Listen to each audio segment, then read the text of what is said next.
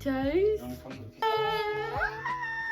Hello, I'm Caris, I'm a hairdresser and I'm based in the UK, and I've decided to start a YouTube channel because when I was an apprentice there was nothing out there for me to follow. I guess because social media was kind of, well, social media was definitely around, but people weren't like niching down. There wasn't no such thing as influencers, and I don't really like that word because it's got a lot of negative connotations with it, but I don't want to be an influencer. What I do want to do is to create a space that is for people that are interested in the same things as me, obviously hairdressing being a massive part of it. So I'm trying to kind of grow and evolve within the industry in the UK, and I'm also trying to connect with brands and do social media and do all of the things that you kind of see a lot of hairdressers doing. So I thought I'd document it because nobody else is doing that. So yeah, here I am. Hello. So I thought I'd do a little get ready with me. I'm actually going to Blenheim Palace this weekend with my son and my partner. Okay, bye. And I put a poll, not poll, I put a questionnaire, no, not that either. I put a little ask me question box on my Instagram and I had a few responses, so I thought I'd answer some of those questions as well. So I just washed my hair. It's been a week. I tend to wash my hair once a week because I'm so effing lazy, and I actually used Kevin Murphy Maxi Wash, Kevin Murphy Hydrate Me Wash, and finished it with Moroccan Oil Moisture and Repair Conditioner. So real mash up there of products, but I had a lot of samples to use from Kevin Murphy, so I thought I'd try that. It smells gorgeous actually. Very, very coarse textured, and it's not that silky smooth hair. It's never gonna be. And yeah, this is a tool that I've discovered recently called the Shark Smooth and Sleek Dryer. I can't remember the name of it. But it's so good, honestly. It's so good if you have that kind of rougher, more coarse textured hair and you just like a kind of smooth blowout, but you don't want to have to go through, because I mean with me it's like I have to either blow dry and straighten it, or, well, that's my only option actually, blow dry, straighten it, and then I'd have to curl it the following day or like in a few hours afterwards or whatever. So having this tool is honestly an actual game changer. So what I'm going to use in my hair today product wise is the K18 Heat Bounce. Now this is an absolute game changer of a product. I absolutely love this, especially if you've got that coarser, dry kind of hair. It's a heat protector, obviously heat bounce, clues in the name. It also contains the K18 peptide, which is the unique peptide that reverses chemical damage on the hair. So chemical damage being heat damage, colour damage, environmental damage. By existing, our hair is going to have damage, but things like this, K18 being the main thing, incorporating that into your home hair care is just essential if you want healthy hair, because nothing exists like this and nothing can exist like this because it's patented.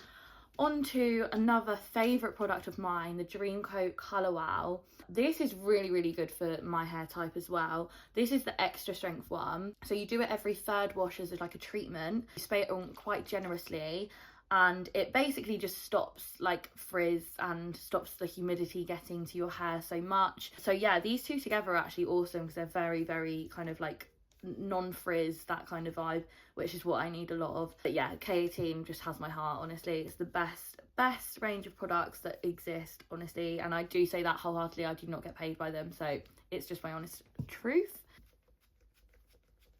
You actually do not need a lot of this either. It's very hydrating, even on my hair that is very thick. Whereas the Dream Coat, you definitely do want to be a little bit more generous. I tend to section it and spray it on. Yeah, super generous with that. So I'm going to go ahead and dry my hair with the Shark Smooth Styler, that's what it's called.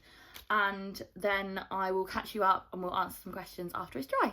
So I'm actually going to put some makeup on for once, which I never ever do. But since it's a special occasion, I thought I would.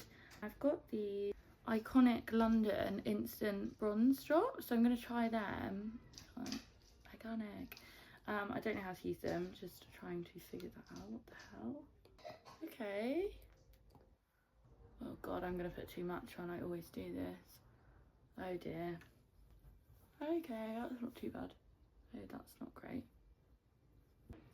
One thing to know about me is I actually wanted to do hair and makeup for the longest time, and I did for a while. I joined that Star Now, this is years ago now, Oh dear, this is the kind of origin story of me, I guess. I've always wanted to work on like photo shoots and in TV and film, and kind of like ultimately that was one of the main reasons why I wanted to be a hairdresser. So I just never really had, like I said, any sort of guidance on how to achieve that, and that's exactly why, because I'm not there yet. I'm really not even close to being there, but I'm on that journey and I've started it and I'm starting to understand it a little bit more, and that's exactly why I wanted to make these YouTube videos, to kind of help anyone else out there that might be in the same position I was, especially as like an apprentice and a junior stylist, where I just didn't have anyone kind of to help guide me in that. So yeah, I joined Star Now and I was doing obviously loads of free hair and makeup. I used to do makeup as well, but yeah, that it just got to the point where I was like, there's no progression here, like what do I do next? And I was so young, I was like 21 at the time, and was just fully being taken advantage of, like left, right and centre. So I was like, this isn't for me, that's fine, blah blah blah. And there's more to that story, but I will speak about that another day. So like I said, I put the question thing on my Instagram. So one of the questions was, oh no, does that just die? So what matters with you when choosing a brand to work with? So I guess what really matters to me when choosing a brand to work with, which I still am not in a position to like even be kind of like choosing, like pick and choose. I haven't got my choice. I get approached by a lot of brands and I don't work with them all. I'm still very much in that stage where like I'm getting offered work for free, like for in return for products and things like that. And as much as I do that as well, there comes a point where it's like, if it's just, you know, a random hair product that, you know, it's not a personalised message, it's just a generic that they send out to loads of people, I'm not inclined to kind of work with them. I kind of do work with brands. I look for that authenticity and the kind of genuine, they want to work with me and me specifically. And also the product itself, like it has to be something that I use and I actually believe in, otherwise what's the point? I'm not gonna ever be able to speak about something that I'm not backing and actually use and believe in. And yeah, that's basically what I look for. And yeah, that's really about it.